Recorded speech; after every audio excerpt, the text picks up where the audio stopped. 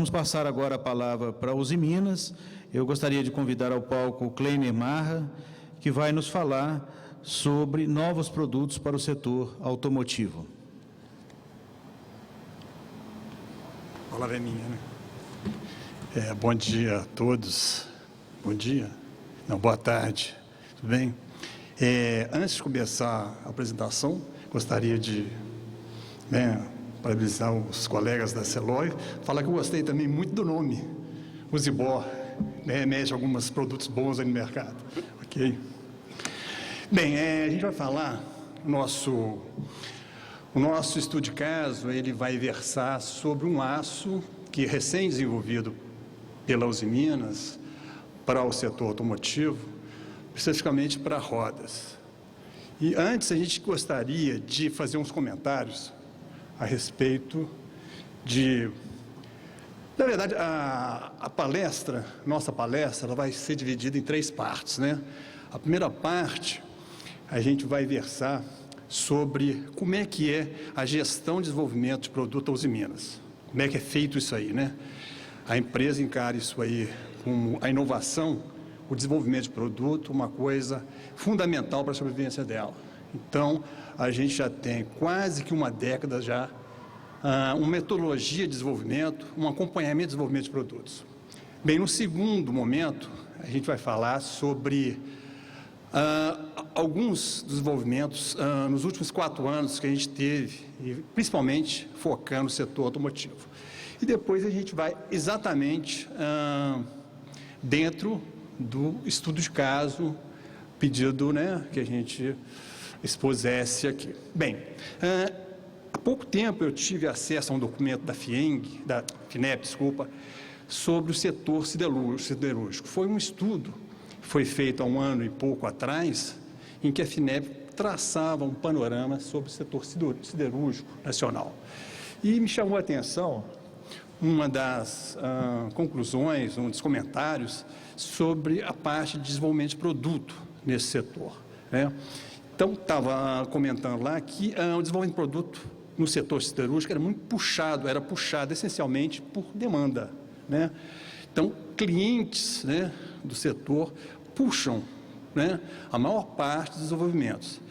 E nesse contexto todo aí, o que é um dos setores que mais puxa é o setor automotivo, que é um setor mais sofisticado e demanda frequentemente, né, e constantemente novos produtos, está sempre, né, desenvolvendo novos modelos de carros e precisando sempre em evolução. Então, dentro desse contexto, a Usiminas, as 2 usinas, a usina de Cubatão, a usina de Patinga, elas surgiram, né, mais ou menos que no meio do surgimento da indústria automotiva nacional, né? A Cubatão surgiu ali meados da década de 50 e a Ipatinga surgiu no começo da década de 60, ou seja, no meio daquela efervescência do começo da indústria automotiva nacional. Então, a vocação da nossa empresa sempre foi de dar uma atenção especial, um foco especial para esse setor, né? Então, a gente desde, né, há décadas que a Usiminas acompanha sempre esse setor, né, de negócio para a gente, e que a gente mantém uma participação sempre expressiva. E no bojo disso aí, sempre a gente está colocando para a indústria automobilística novos produtos, né? Então, a gente vai dividir essa exposição nessas 3 etapas: a gestão de desenvolvimento de novos produtos na Usiminas, novos produtos recentes e um caso foco, né? Primeiramente, vamos definir o que a gente encara como um novo produto, um novo aço, né? Então, trata-se de uma qualidade de um aço que não está sendo produzido nas Usiminas, nem padronizada, a produção padronizada, né? Ou nem feita sobre casos esporádicos, ou seja, sobre consulta do cliente, né? Então, trata-se de uma qualidade que não se tem conhecimento como é que é feita, não está no portfólio de produtos, né? E que precisa de um esforço, demanda um esforço, né, interno para se criar esse conhecimento de como fazer esse novo produto. A Usiminas passou a desenvolver, né, ter uma gestão de desenvolvimento de produto a partir da criação, o surgimento da norma TS 16949. Essa norma, ela surgiu no começo dessa década por um pool, uma força-tarefa de montadores pelo mundo inteiro, né? Volks, Fiat, praticamente todas as montadoras, elas se reuniram, né, e criaram, com base em normas de qualidade, ISO 9001 de 2000, normas de qualidade italianas, francesas, americanas, criaram essa norma, né, que tem mais ou menos assim é muito alinhada com a ISO 9001. E o objetivo foi de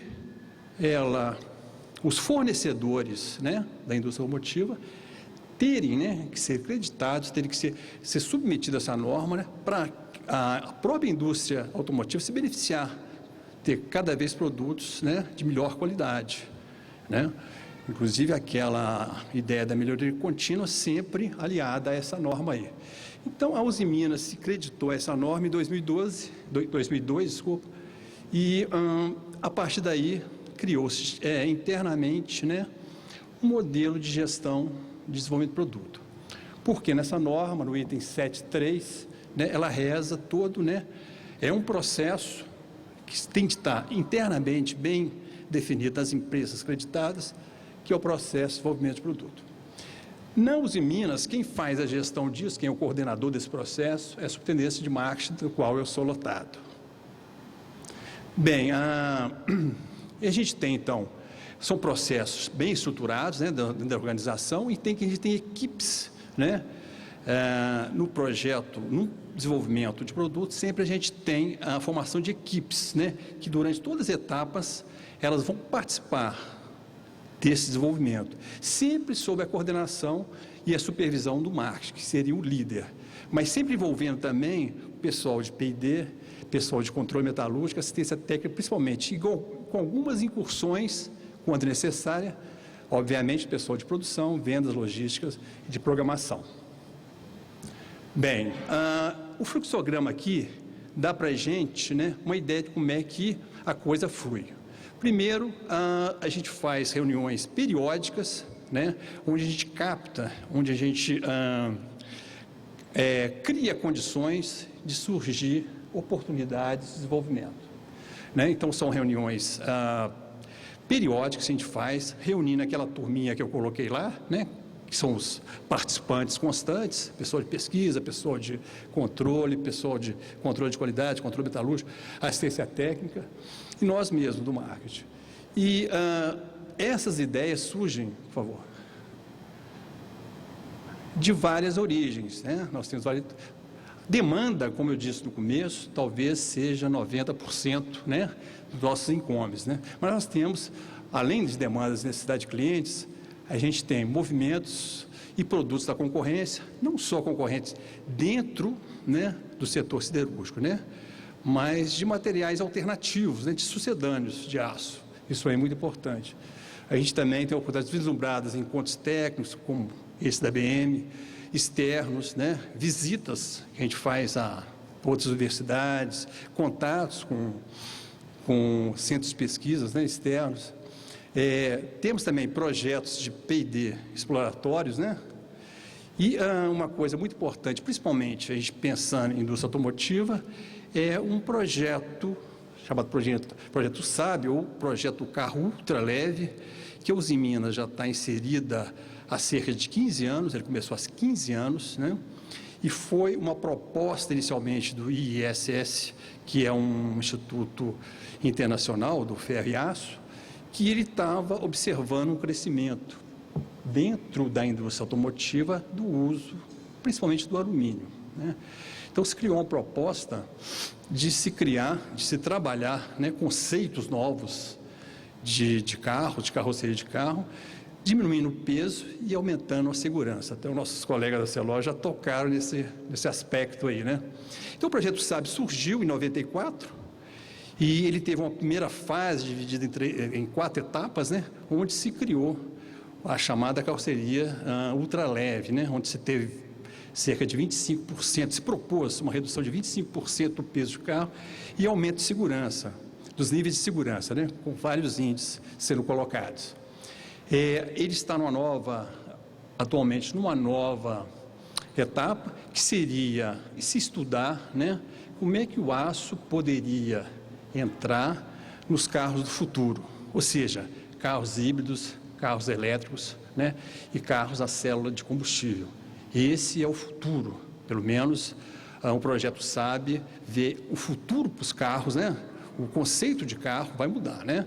Então, como é que o aço entraria nisso? E a proposta também de novas aplicações de aço, novas metodologias de aplicações de utilização do aço. Ok? Por favor, pode voltar. Bem, uma vez surgida, colocada as ideias, oportunidades de desenvolvimento, né, a gente faz uma análise de viabilidade, né? Isso aí é essencialmente feito pelo marketing. Então, estuda-se o mercado, oportunidade de mercado, evolução para aquele tipo de produto, para aquele tipo de aço.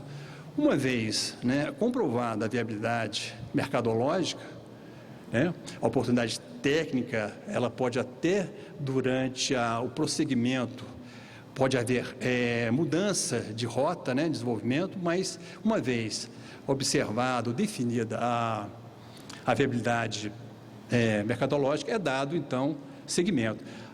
O projeto é aberto, em paralelo a um desenvolvimento industrial e há sempre uma análise de marketing sendo acompanhada, né? Esse desenvolvimento industrial é normalmente acompanhado também com desenvolvimento em escala piloto, escala de laboratório, envolvendo pessoal de P&D. Uma vez o produto, né, sendo desenvolvido, tendo normalmente a sob demanda, tendo sido aplicado e aprovado do cliente, há a padronização ou liberação para consulta. Há uma etapa de lançamento, por favor, em que se procura divulgar, então, a gente do marketing, a gente é bastante atuante nesse sentido, né, de várias formas aí, né, aquele desenvolvimento. Pode voltar, vou tentar ser mais breve aí, que eu sou meio prolixo. Há encerramento formalizado do projeto, né, se formaliza, e o produto é colocado no portfólio, né, e sai do conjunto de aços em desenvolvimento. Pode voltar. E esse processo é sempre retroalimentado. Se uma fase, né, se precisa de haver alguma correção de rota, pode-se, inclusive, voltar ao começo, rediscutir o projeto, fazer uma nova análise de marketing e dar prosseguimento. Pode voltar, pode seguir à frente. Sou eu, né? Bem, vamos dar uma passadinha rápida, então, o que a gente, nesses últimos 4 anos, foi desenvolvido, né, em termos de produtos. Se a gente pegar aquela tabelinha ali da esquerda superior, a gente vê que, para a indústria automobilística, a gente listou ali 8 desenvolvimentos. Na verdade, nos últimos 4 anos, a gente deve ter tido coisa de uns 20 a 20 e poucos aços desenvolvidos, né, na nossa empresa, mas a gente pode ver que a gente procurou colocar quais foram os mais comercializados. A gente vê que a partir de 2005, né, o volume de comercialização foi crescendo para esses aços. A gente, desses 8 aí, a gente pode falar, mas para a indústria automobilística, a gente só tem 25%. É que a maior parte dos aços envolvidos, então, nesses últimos anos, foi justamente aços, né, pegando de alta resistência ou de alta resistência os aços avançados. Então, a aplicação não é imediata, demanda um certo tempo, né, para a indústria automotiva, isso foi comentado aqui, absorver. Foi falado o problema do springback, a parte de soldagem, né, a parte de prensas, né, então todo um novo conhecimento de material deve ser, né, colocado e desenvolvido pelas montadoras e pelas autopeças. Então, isso aí não é uma aplicação direta. O que a gente percebe, principalmente estudando em marketing, que foi falado dos aços DP aqui, que se a gente pegar e colocar ali, nos últimos 4 anos, a gente lançou aço DP da classe 600 e da classe 800 de resistência, né? Isso é em megapascal. E que eles tiveram um volume não muito alto de comercialização, Mas a gente espera não, a gente já tem, né, indicações de mercado que isso aí vai dobrar o ano que vem, quando a gente retomar em uma situação normal de mercado, e vai num crescimento, né, sendo dobrado nos próximos anos aí, ok? Bem, o estudo de caso que a gente está querendo mostrar é um aço que foi desenvolvido em parceria com um cliente nosso, por demanda dele. A Mérito, no caso, ela queria desenvolver um projeto de uma roda cujo o aro, né, fosse de alta resistência, ela queria eliminar peso do produto. Então, foi trazido para a gente essa ideia, essa oportunidade. Então, passando rapidamente aqui, aqui a gente fala rapidamente como é que evoluiu a roda, né, ao longo do tempo. A gente começou até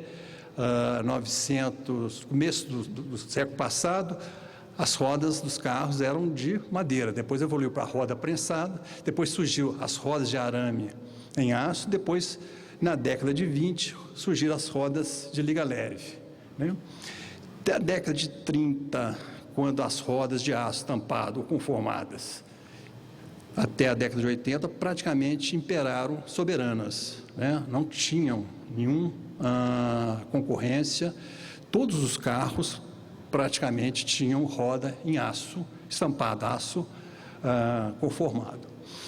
Ao longo do tempo, as dimensões foram mudando em função da qualidade das estradas, em função da capacidade de potência dos carros, então as rodas sofreram um processo de diminuição de diâmetro e aumento de banda, né, de largura.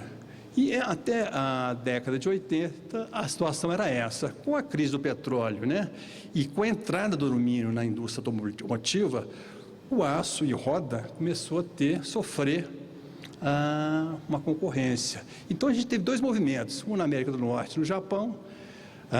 Vão produzir rodas, né, mais seguras, mais leves, né? Então, vão usar aços microligados, principalmente ao nióbio. E na Europa, já se falava em aço do alfeise laminado a quente para rodas e aços bainíticos. Então, em meados de 80, da década de 80, a Usiminas entrou, então, nessa história. Até então, a gente fornecia aços laminados a quente para roda, aço do tipo carbono, manganês, aços com baixa resistência mecânica. Então, o primeiro aço a ser desenvolvido foi um aço do tipo baixa líquida microligado a nióbio, com resistência mínima de 450 MPa, é o aço RW 450. Na década de 80, da década de 90, desculpa, a gente desenvolveu dois aços de alta resistência, um da classe 550 MPa, que era um aço bainítico, e um aço do alfeise, laminado a quente também, em 94. Então, com aqui ficou, ele perdeu a formatação. Mas então, em 2006, a Meta chegou para a gente está querendo desenvolver um aço, né, de alta resistência da classe de 800, ou seja, com 200 MPa, maior do que aquele aço que até então a gente fornecia para rodas. E o objetivo era aplicar em aros de roda, né?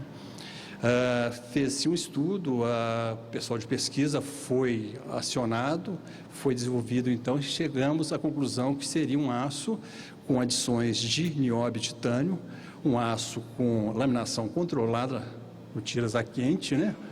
E que tivesse, além de alta resistência, no nível alto, né, como eu falei, uma certa, né, condição de conformabilidade, ou seja, pudesse ter um alongamento de 16% a 20% e que fosse também de boa soldabilidade. Então, optou-se para desenvolver um aço do tipo multiphase, ou seja, um aço com a microestrutura variada, né? Essencialmente ferrita, uma ferrita muito fininha, que era obtida por laminação controlada, e a precipitação de nióbio. Durante processamento a quente, você tinha precipitação induzida por deformação, e para se utilizar. E com esses requisitos de boa resistência a impacto, boa resistência, boa capacidade de fadiga sob esforço radial, e que fugia um pouco aos complex phases, né, que existiam na praça aí, né?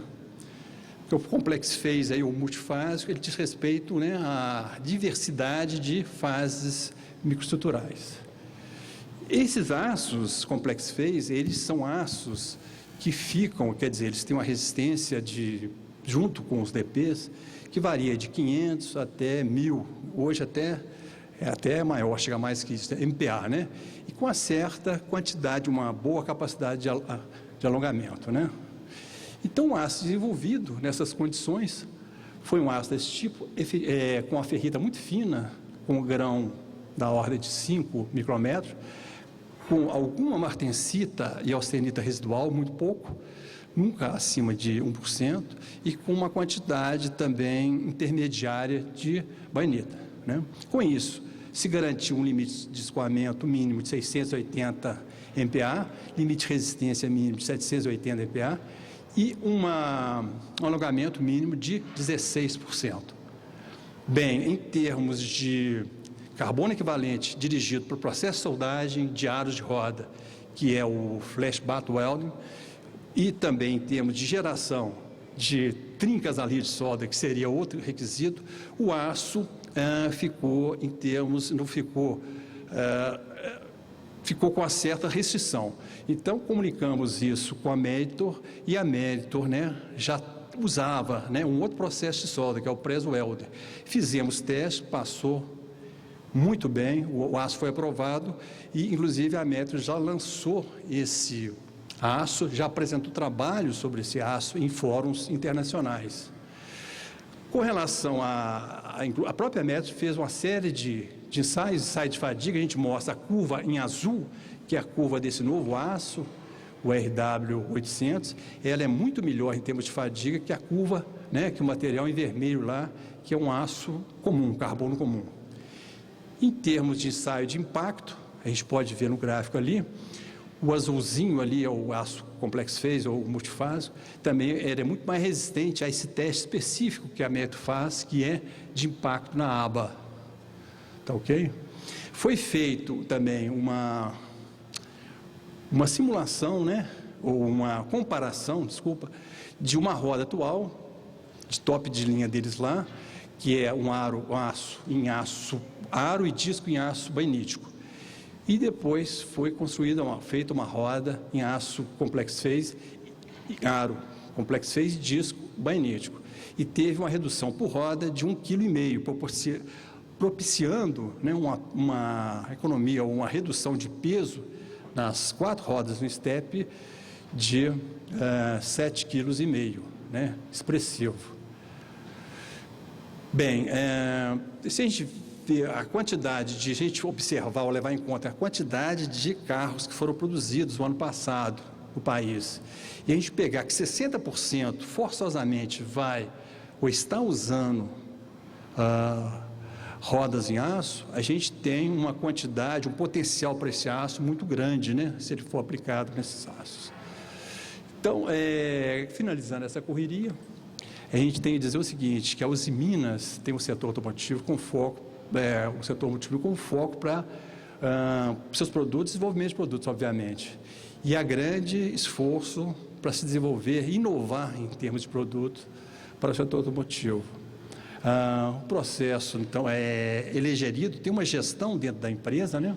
E nos últimos 4 anos se desenvolveu mais de 10 novos materiais para o setor automotivo. E a gente mostrou exatamente desses desenvolvimentos que a gente não colocou nessa conta, mas porque ele ainda não foi totalmente padronizado em termos de produção na nossa empresa. Ok? É isso aí.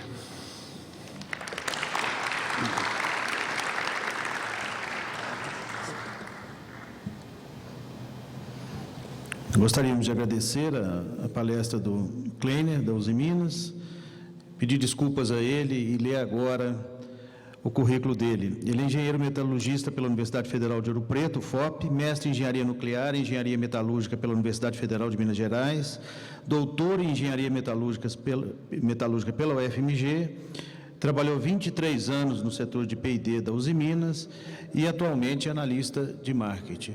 Essa é uma carreira conhecida, né, Clênia? A gente começa na área de P&D e termina na área de mercado, né? Bom, mais um recadinho a vocês aí em relação ao andamento do nosso evento, né? Nós teremos uma surpresa da Fiat, então aqueles que estão conosco, aguardem, né? É muito importante termos eventos de inovação com surpresas, né? Elas são sempre bem-vindas.